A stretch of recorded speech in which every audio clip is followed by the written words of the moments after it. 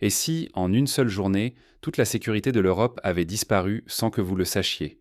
Imaginez, vous ouvrez les yeux et le monde familier n'existe déjà plus.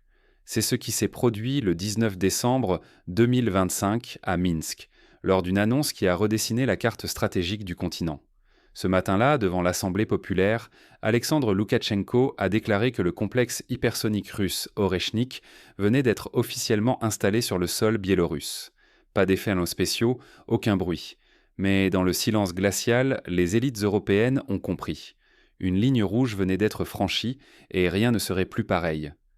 Dans les capitales, la stupeur fut totale, mais peu de mots filtrèrent. Les réactions officielles furent rares, presque inexistantes. L'Europe entrait, sans bruit, dans une nouvelle ère stratégique, sans que dirigeants ni citoyens n'en saisissent tant toute la portée. Pourquoi ce silence? Parce que ce bouleversement ne se résume pas à un simple mouvement d'armes. Il signe la fin des certitudes et l'effondrement des anciennes garanties de sécurité. Désormais, la menace peut surgir en quelques battements de cœur, rendant obsolètes les réflexes d'hier. Ignorer ce qui s'est joué ce jour-là, c'est continuer à raisonner avec des outils dépassés. Mais le prix de l'aveuglement est immense. Chaque jour d'inaction, c'est sacrifier influence, sécurité et crédibilité. Comment en est-on arrivé là? Pour comprendre, il faut revenir sur la genèse du complexe Oreshnik et son importance dans la stratégie russe. Ce 20 décembre 2025, l'annonce du déploiement du complexe Oreshnik en Biélorussie ne surprend que ceux qui n'ont pas suivi la décennie d'intégration silencieuse entre Minsk et Moscou. Ce n'est pas un coup d'éclat, mais l'aboutissement d'une stratégie patiente orchestrée à l'abri des regards occidentaux. Sur la scène de l'Assemblée nationale, Alexandre Loukachenko énonce une vérité tranchante. La fiction d'une Biélorussie isolée s'achève. Minsk cesse d'être un tampon, s'effaçant derrière une alliance où la distinction entre forces russes et biélorusses devient presque théorique. Ce jour-là, la carte stratégique de l'Europe se redessine. Rien n'a été laissé au hasard. Depuis plus de 10 ans, Russes et Biélorusses alignent leurs ambitions industrielles, misant sur l'autosuffisance technologique. Dans la microélectronique, la création de circuits souverains a permis de contourner les sanctions et de renforcer la défense numérique. L'aviation et l'automobile, jadis domaines faibles, ont été revitalisés par la mutualisation de la recherche et la localisation accélérée des composants. C'est cette réussite industrielle qui ouvre la voie à Oreshnik. Ici, pas question d'une simple livraison d'armes. La technologie est partagée, les ingénieurs collaborent, les tacticiens fusionnent leurs doctrines. Le complexe hypersonique devient un outil intégré à un espace stratégique commun où la frontière s'estompe jusqu'à disparaître. Sous-estimer cette coopération, c'est ignorer la solidité de l'axe Moscou-Minsk et la résilience d'un bloc désormais capable de surprendre ses adversaires. Désormais, ce partenariat n'est plus une façade, mais une codépendance profonde, technologique et militaire, forgée par la nécessité et l'expérience des vulnérabilités passées. Pour saisir l'ampleur de ce basculement, il faut aller au-delà de l'annonce officielle. Que cache vraiment le nom d'Oreshnik? Décryptons l'impact technologique de ce choc. Oreshnik n'est pas seulement une prouesse militaire, c'est une bascule stratégique dont les conséquences s'étendent bien au-delà de la région. Pour comprendre ce bouleversement, il faut explorer les ressorts techniques et tactiques du complexe.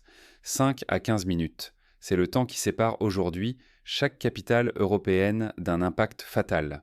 L'apparition du complexe hypersonique Oreshnik au cœur du continent bouleverse toutes les certitudes.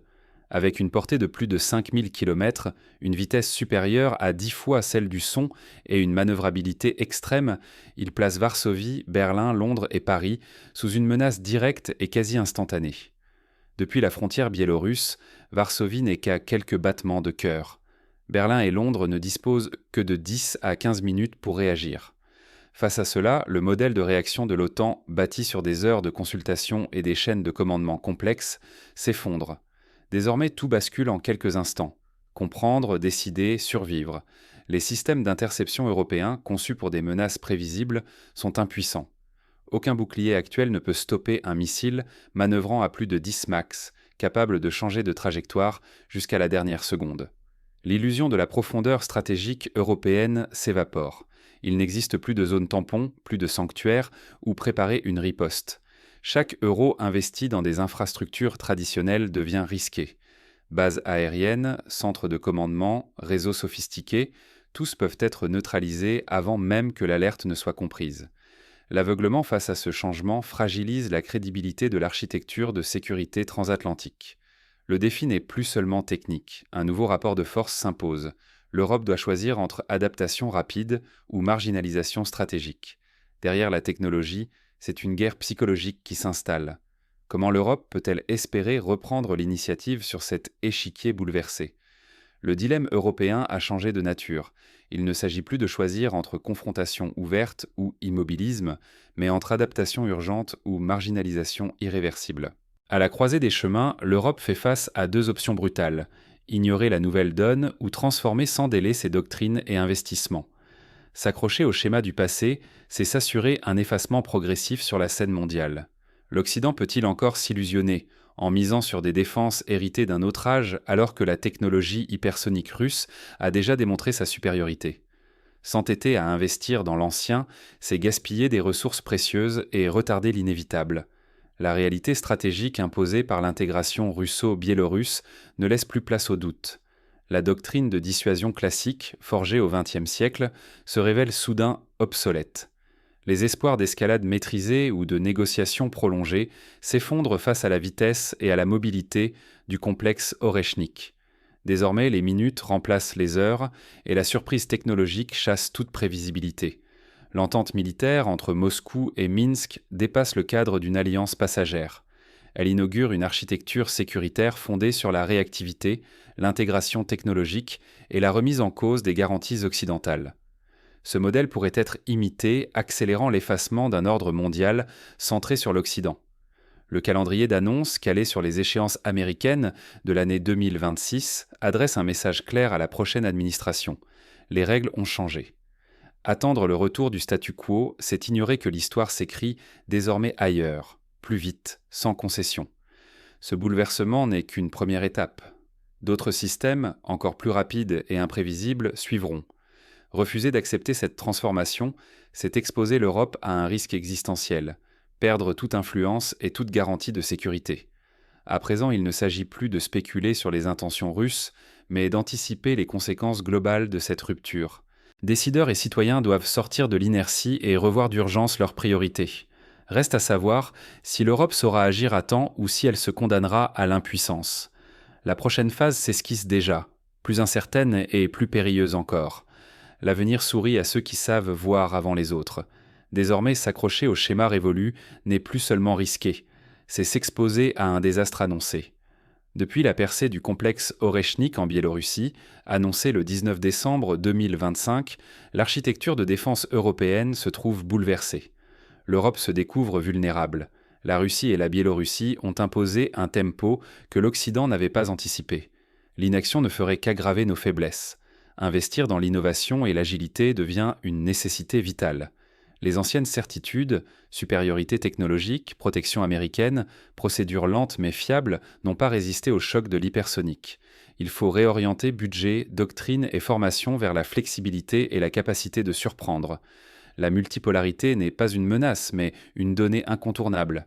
Désormais, la Russie, la Biélorussie et d'autres puissances redéfinissent leurs règles, sans attendre le feu vert occidental. Refuser d'accepter ce basculement, c'est choisir la marginalisation. À l'échelle individuelle, nul n'est dispensé d'agir. S'informer, c'est briser le confort des récits simplistes, regarder la réalité en face et exiger des décisions ancrées dans le concret, non dans des promesses périmées. L'esprit critique est devenu la première ligne de défense des sociétés conscientes. Pour les États, l'urgence est absolue.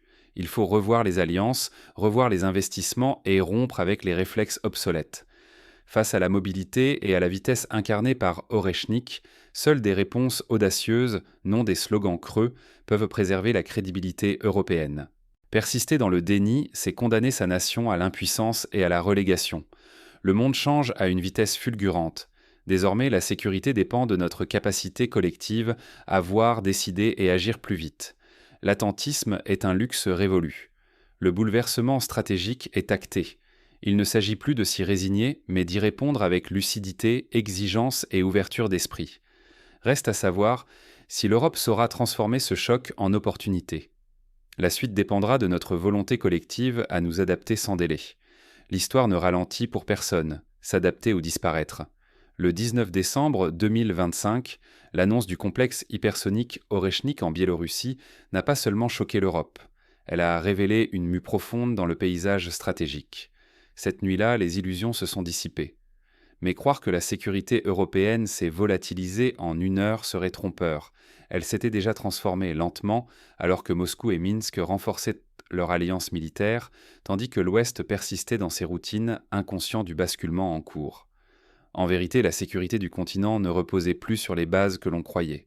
Le mythe d'un bouclier otanien infaillible, la foi dans une avance technologique occidentale, le confort des promesses américaines, ces piliers semblaient indestructibles. Pourtant, en quelques minutes, le centre de l'Europe s'est vu à portée de frappe immédiate. L'ancien équilibre fondé sur la lenteur des ripostes et la profondeur stratégique s'est effondré devant la vitesse d'Oreshnik. Ce choc rappelle que l'immobilisme n'a pas sa place en géopolitique. Refuser de voir le réel, c'est accepter d'en subir les conséquences. Ceux qui, hier, imposaient leur tempo au monde, découvrent qu'ils risquent de devenir de simples spectateurs si l'adaptation leur fait défaut. L'Europe est désormais sommée de choisir, s'accrocher à des certitudes obsolètes ou affronter un nouveau monde, quitte à en payer le prix. L'enjeu n'est pas que collectif. Chaque citoyen, chaque décideur doit saisir que l'inertie coûte désormais l'influence, l'autonomie, la sécurité. Qui refuse de bouger s'efface dans les marges de l'histoire, simple figurant des stratégies d'autrui. La sécurité européenne n'a pas disparu, elle a migré, changé de forme. La vraie question n'est plus, peut-on revenir en arrière ? Mais comment survivre et peser dans le monde qui s'impose ? Ce choix, nul ne peut l'esquiver. L'histoire n'offre jamais de seconde chance.